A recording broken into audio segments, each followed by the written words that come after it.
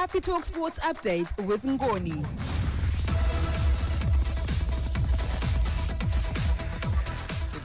It's a beautiful morning to you. I am Godizashim Chasu, latest in sport. Coming up, we talk football where the Warriors are in Bloemfontein for their FIFA World Cup qualifier against South Africa tomorrow.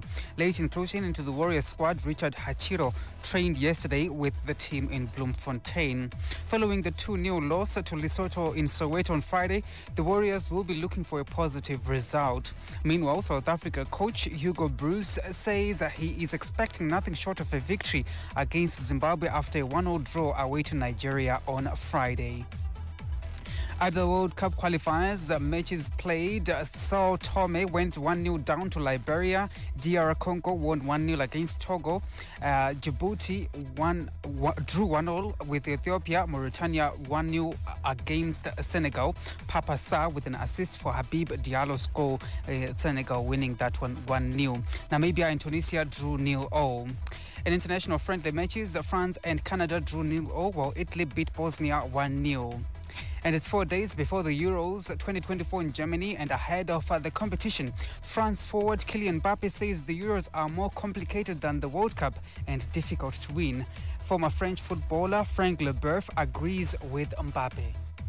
It's the best of the best in Europe. It's why it's difficult to win the Euro. You're talking about Italy, Spain, Germany, England, and so many others, Portugal.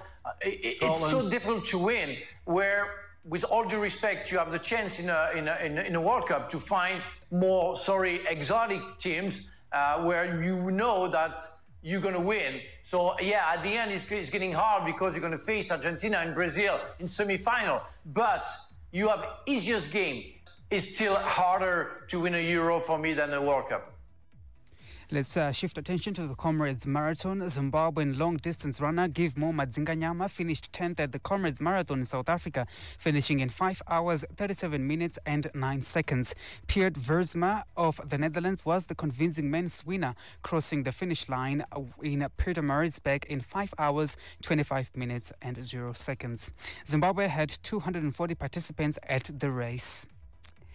To the French Open now. In the men's singles final played yesterday, Carlos Alcaraz was made to sweat but clinched his first French Open title by outlasting Alexander Zverev 6-3, 2-6, 5-7, 6-1, 6-2 in Sunday's final at Roland Garros.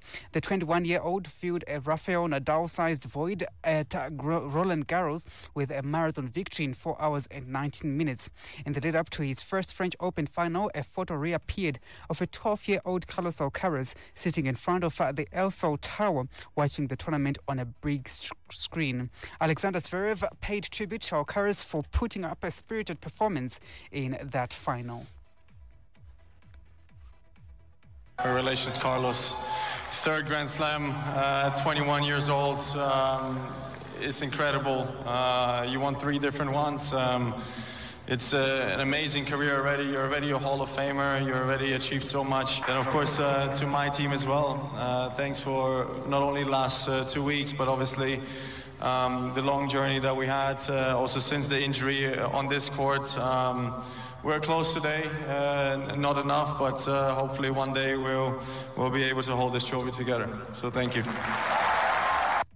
And finally, in Formula One, Red Bull's Max Verstappen won a gripping wet-dry Canadian Grand Prix that developed into a 5-car battle for the lead over the final 10 laps.